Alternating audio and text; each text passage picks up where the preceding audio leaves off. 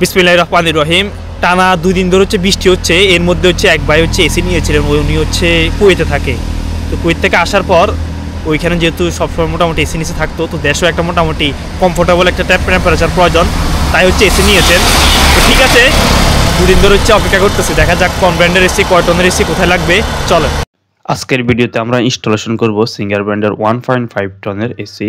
এই স্থান এসির ইনডোর যে ইউনিট, সেটা আমরা সেট করে নিব। সর্বপ্রথম ফটাফট এসির ইনডোর যে ইউনিট, সেটা আমরা আনবক্সিং করে নেব। আনবক্সিং করার পর ইনডোর ইউনিটের যে লুক দেখতে পাচ্ছেন, সম্পূর্ণ হোয়াইট কালার। এসিটির model SRAC SAS 18 CBR refrigerant R32G refrigerant, সেটি ব্যবহার করা হয়েছে। সর্বপ্রথম ফটাফট বেস প্লেট সেটি আমরা লাগিয়ে নিব।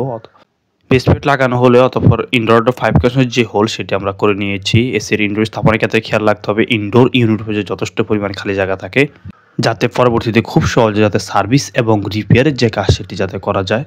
এসির ইনডোর স্থাপন করা হয়ে গেলে অথবা আউটডোর জিনিস, সেটি আমরা আনবক্সিং করে নিচ্ছি। আউটডোর সাইডে আউটডোর জিনিস, সেটা আমরা সেট করে নিব।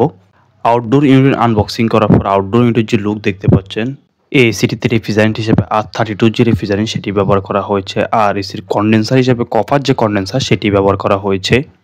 বাইরের সাইডে আউটডোর সেটিংয়ের জন্য স্ট্যান্ড সেটি আমরা লাগিয়ে নেব। স্ট্যান্ড লাগানো হয়ে গেলে অতঃপর সার্ভিস যে পাইপ, সেটা আমরা সুন্দরভাবে কানেকশন করে নিব। সার্ভিস পাইপ কানেকশন করা হয়ে গেলে অতঃপর আমরা সুন্দরভাবে র্যাপিং করে নিই। আর এই স্থানে খালি রাখে যাতে পরবর্তীতে লিক যে টেস্ট, সেটি যাতে করা যায়। আউটডোর ইউনিট সেট করা হয়ে গেলে অতঃপর সার্ভিস যে পাইপ, সেটা আমরা কানেকশন করে নেব। সার্ভিস পাইপ কানেকশন করা হয়ে গেলে ইউনিটটাকে সুন্দরভাবে আমরা ভ্যাকুয়াম করে নেব।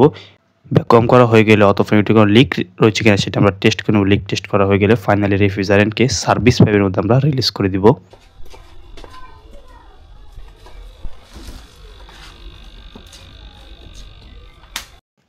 ভ্যাকুয়ামের কাজ সমাপ্ত হয়ে গেলে অতঃপর আমরা লিক টেস্ট করে নেব। লিক টেস্ট করা হয়ে গেলে অতঃপর আমরা সার্ভিস পাইপের মধ্যে রেফ্রিজারেন্টকে রিলিজ করে দেই এবং এসিটি চালিয়ে এটার কুলিং যে পারফরম্যান্স, সেটা আমরা টেস্ট করে নিচ্ছি। আউটডোর ইউনিট সেটা ঠিকভাবে কাজ করছে। ফানির যে পাইপ, সেটা আমরা স্ট্যান্ডের সাথে ফিক্সড করে দিই, যাতে দেওয়ালের মধ্যে ফানি যাতে না পড়ে। আর ইনডোর আউটডোর 5 কানেকশনের যে হোল করা ছিল, সেটা আমরা সুন্দরভাবে বন্ধ করে দেই।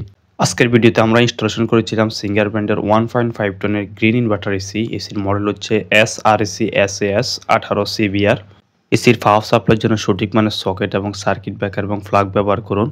এসি থেকে ভালো সার্ভিস পেতে নিয়মিত এসি জিআর ফিল্টার সেটা পরিষ্কার রাখুন। দেখা হবে নতুন কোনো ভিডিওতে। ভালো থাকবেন। আল্লাহ হাফেজ।